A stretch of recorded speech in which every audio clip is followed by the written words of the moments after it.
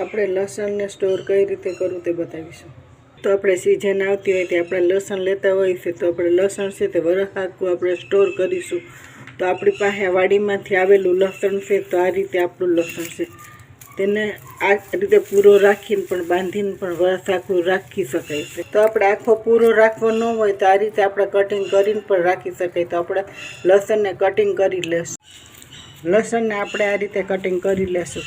તો આ રીતે આપણી પાસે લસણ હોય તેને અલગ રાખીને પહેલાં ઉપયોગ કરી લેવામાં આવે છે, તો આ લસણ બગડી જાય છે।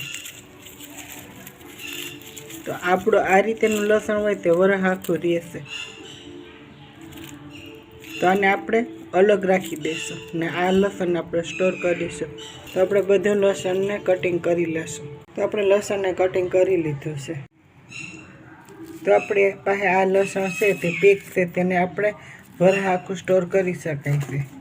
તો આ રીતે આપણે વીણીને અલગ કરી લેશું ને આ રીતે આપણે સૂટી કરી હોય તે વરસ આખું રહે નહીં, તો તેને પહેલાં આપણે ખાવામાં ઉપયોગ લઈ લેશું।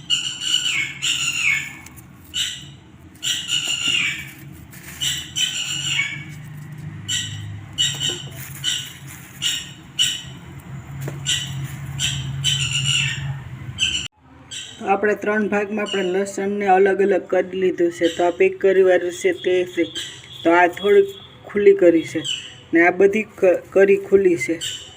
તો આ રીતે 3 ભાગમાં આપણે સ્ટોર કર્યા છે।